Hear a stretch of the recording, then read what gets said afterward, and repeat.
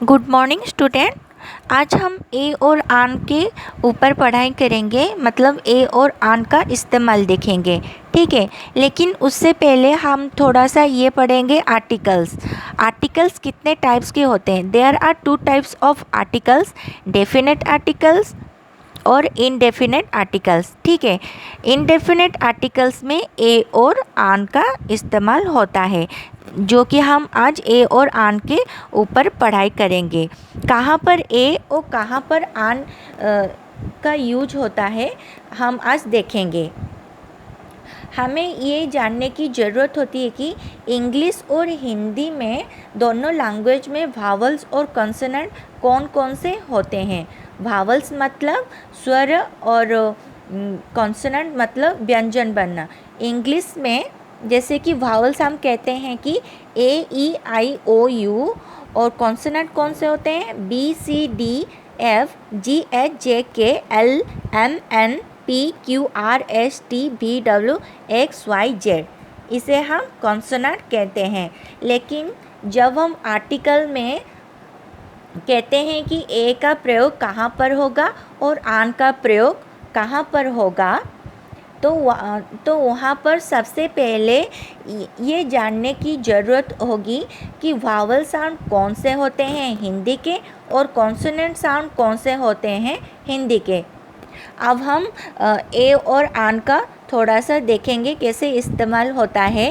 If the next word start with A vowel sound, मतलब अगर अगले शब्द की शुरुआत स्वर की ध्वनि से होता है तब हम आन का प्रयोग करते हैं। ठीक है, और ए का प्रयोग कहाँ पर करते हैं? If the next word start with A consonant sound, अगर अगले शब्द की शुरुआत व्यंजन बनने की ध्वनि से होता है तब हम ए का प्रयोग करते हैं। Then a will be used. ठीक है, इस तरह से हमें करना पड़ता है ए और आन का इस्तेमाल। ना कि जब भी हम यानी कि जो वर्ड्स पढ़ते हैं उसका प्रोनाउंसिएशन मैटर करता है, ना कि स्पेलिंग और ना ही first letter of the word.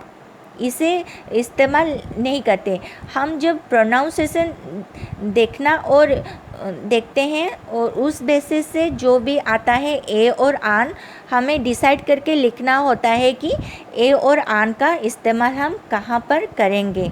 ठीक है, जैसे कि मैंने यहाँ पर एक एग्जाम्पल दे रही हूँ आप सबको। यहाँ पर लिखा है ए यूनिवर्सिटी। जैसे कि ये तो वावल्स, इसका जो फास्ट लेटर है ये तो यू से शुरू होता है, तो मतलब ये वावल्स में हो गया।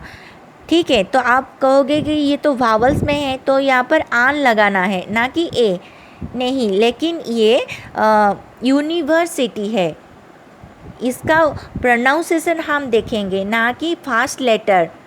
ठीक है, भले ही ये यू एक वावल्स है लेकिन इस शब्द में ध्वनि य की है, इसीलिए ये कॉन्सोनेंट्स है, यानी कि व्यंजन साउंड। व्यंजन साउंड होने की वजह से ही हम यहाँ पर ए का प्रयोग करेंगे। ठीक है, मैं आपको और एक एग्जाम्पल दे रही हूँ, जैसे कि आवर। आवर, यहाँ पर आवर है एच ए, मतलब आप कहोगे कि यहाँ पर हम ए लिखेंगे ए, लेकिन यहाँ पर उसका प्रोनाउंसिएशन क्या हो रहा है? आवार। आवार, ए यू आर ई, आवार। ये अ की तरह साउंड करता है, अ की तरह। जैसे कि हमें देखना होता है वावल साउंड, ना कि हमें फास्ट लेटर देखनी होती है।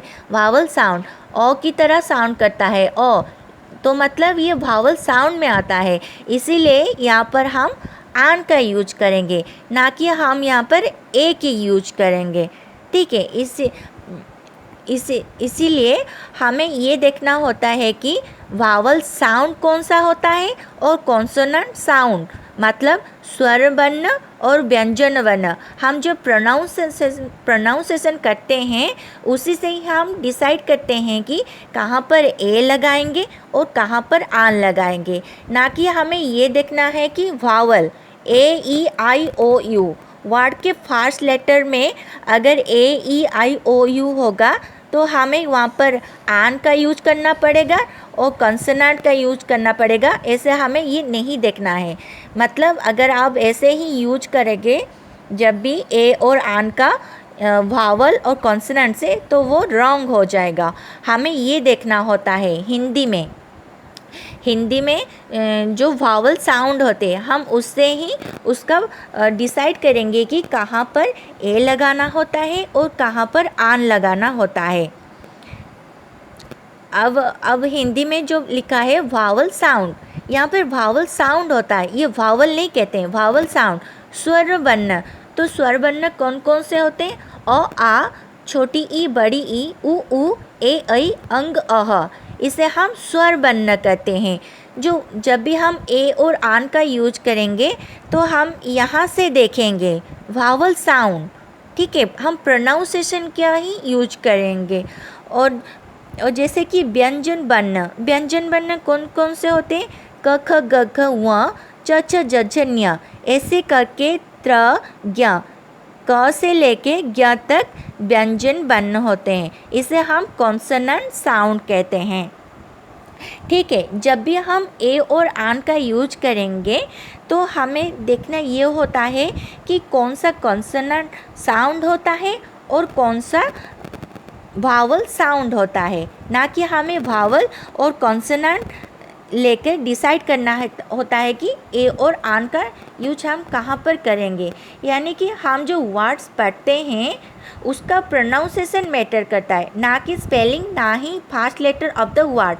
हमें प्रोनाउंसिएशन देखना है और उस बेसिस में ए कहाँ पर आता है और आन कहाँ पर आता है, हमें उसे ही देखकर इस्तेमाल करना होता है ए और आन, ठीक है।